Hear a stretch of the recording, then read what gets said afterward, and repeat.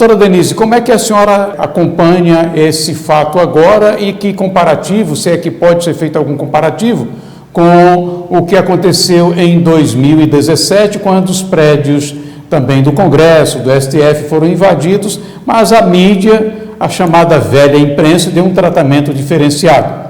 É bem interessante isso que você pontua, Erivan. Fatos bastante similares, mas com uma abordagem totalmente distinta, uma leitura desses fatos completamente distintas. Ali, em 2017, foram reportados como manifestações de grupos insatisfeitos com certas medidas políticas, com o rumo do governo, como manifestações, sim, normais dentro de uma democracia. Ainda que, não é, repudiasse, de certa forma, um ou outro ato de depredação.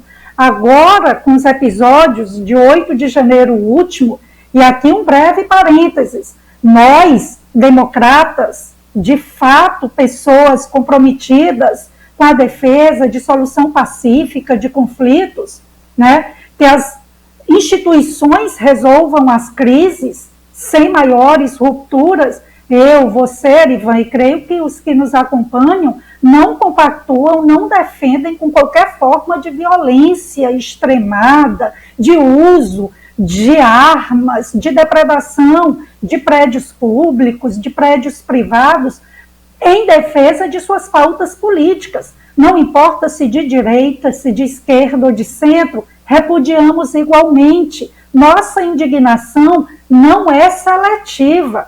Agora, de fato, o que ocorreu em 2017 é similar ao que se viu em 2023, em 8 de janeiro último, e repudiamos da mesma forma.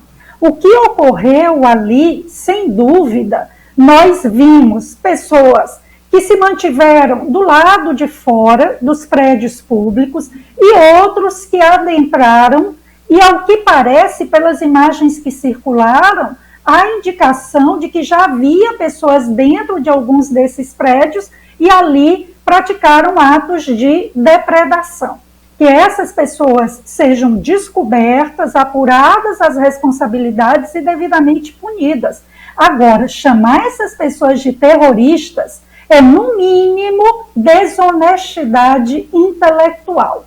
Formadores de opinião, aqueles que ocupam altos cargos no judiciário, aqueles que são jornalistas da grande mídia, têm acesso à informação e bem sabem que aquilo não é ato de terrorismo. A Lei 13.260, se não me falha a memória, esse é o número da Lei do Terrorismo brasileira, aprovada em 2016.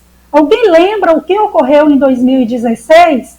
As Olimpíadas, porque as delegações dos países estrangeiros ameaçavam não enviar seus atletas para o Brasil se não fosse aprovada uma lei antiterrorismo. Foi aprovada a toque de caixa e, como quem fazia manifestações violentas, quem fazia atos de sabotagem, de depredação a prédios públicos, em regra, eram grupos como o que você citou, foi retirado da definição de crime de terrorismo motivação política.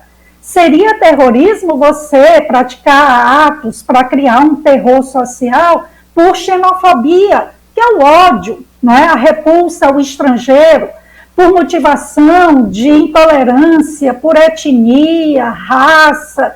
Então, são essas as motivações. A motivação política não está na lei brasileira como configuradora de crime de terrorismo. Então, chamar essas pessoas de terroristas, primeiro pode se configurar também aí em calúnia, quando se referir a pessoas específicas, porque é imputar um crime que você sabe que não existiu, e isso é caluniosa, essa acusação, é crime de calúnia, bem como revela uma imensa desonestidade intelectual, porque, de fato, não é possível enquadrar na legislação brasileira como terroristas.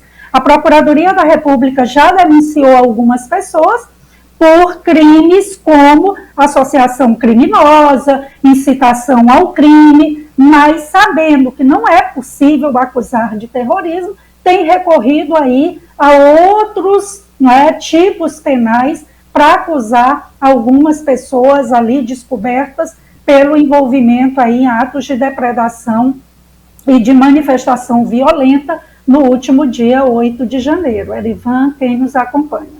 Nós somos absolutamente favoráveis, porque está na Constituição, a livre manifestação do pensamento, as manifestações de reivindicação, tudo dentro da lei, da ordem, dentro do comportamento pacífico. Mas, doutora Denise, agora, curiosamente, o atual presidente é contra a criação e instalação e funcionamento de uma CPI, que poderia trazer às claras realmente muitas das coisas que estão ainda obscuras. E como é que a senhora vê essa posição do presidente Luiz Inácio, do PT, que é contra a CPI para efetivamente ir a fundo na revelação de quem realmente está envolvido?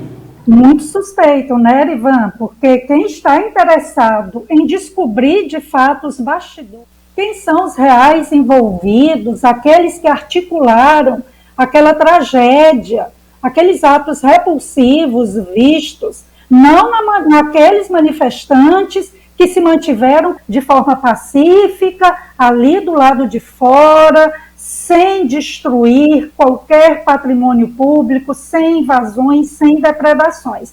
Agora, houve quem incitasse, houve aqueles que também lideraram essas invasões e, dessa forma, nada mais do que esperado que aqueles que se dizem vítimas de uma tentativa de golpe, como o atual governo, tivessem interesse em uma comissão parlamentar de inquérito. Inclusive, eles são bastante experientes na atuação nesse tipo de comissão, as CPIs, para esclarecer os fatos. E aí, tanto o Lula como líder do seu partido no Senado, lá, o Randolph Rodrigues, né, também se declarando contrário à instalação dessa CPI. Parece que há uma verdade que foi ocultada, que se insinua que o próprio governo, que em tese seria o prejudicado, eu falo em tese, porque seria necessário aí buscar o esclarecimento devido.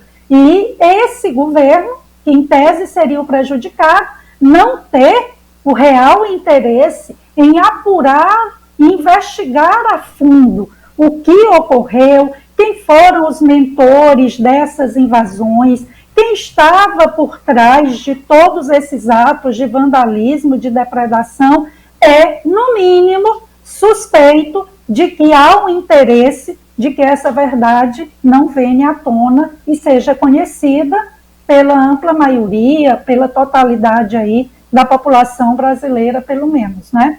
Algumas redes sociais, o Telegram, se não me falha a memória, não acatou ordem do ministro Alexandre de Moraes para bloquear a rede social do deputado Nicolas Ferreira, e houve aí inclusive uma reação do ministro aplicando multa. Como é que a senhora vê esse fato?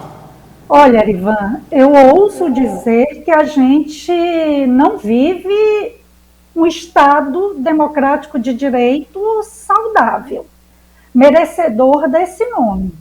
É evidente que as redes sociais hoje ocupam o papel da antiga ágora, lá na Grécia Antiga, onde os cidadãos ali ocupavam para discutir, para debater as questões de interesse da polis, de interesse público, para ali participar das decisões políticas, dos rumos da vida ali daquela população. Então, hoje as redes sociais seriam essa nova ágora, essa nova praça de debate público, de discussão sobre o cenário político. E aí, quando você priva um deputado que foi o mais votado de um importantíssimo estado brasileiro, como Minas Gerais, de dispor de suas redes sociais, sem apontar possível crime que ele cometa, quando, na verdade, a Constituição assegura a liberdade de expressão,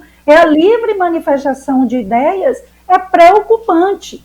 E aí, duas redes sociais, não é? Eu soube que além do Telegram, parece que o Rumble também, que é concorrente do YouTube, vem se recusando no sentido de questionar qual o motivo para a imposição dessa medida, porque os gestores dessas redes vislumbram como possível censura, e eles não querem compactuar com a violação ao direito fundamental, a um direito humano, que é o direito à liberdade de expressão. E aí, em vez de um ministro que tomou essa decisão dizer os reais motivos, apontar as causas que levou esse ministro a tomar uma decisão tão radical, simplesmente aponta uma multa de 1.200.000. Eu encerro dizendo, voltei a dar aulas, né? A gente teve um período de recesso, férias, e eu digo em sala de aula para meus alunos, está muito difícil ensinar direito nos dias de hoje, porque nossas referências, nossos parâmetros estão absolutamente já consagrados, que a gente estudou e que conhece de livros de doutrina, do texto da Constituição, do texto de leis, parece não mais ter valor no Brasil. A vontade, não é, de alguns se impõe em detrimento de ter ou não um amparo legal, de estar ou não previsto, e os direitos fundamentais são assim atropelados injustificadamente. Então é preocupante, e o que eu temo é que algumas redes sociais, no futuro próximo, possam vir a ser extintas do Brasil, o que de fato nos coloca, eu encerro, viu, Arivan, que saiu um mapa internacional dos países com mais restrições à liberdade de expressão, à liberdade de imprensa. E, infelizmente, o Brasil está ao lado de alguns países que já são ditaduras ou se aproximam de se transformar em verdadeiras ditaduras. É um posto preocupante, vergonhoso, e para o qual, essa situação para a qual nossos brasileiros de coragem, de bem, devem estar atentos e preocupados. Ninguém quer que o nosso país tenha aí os direitos fundamentais desrespeitados, nossa Constituição rasgada e nossa democracia combalida. A gente não quer isso.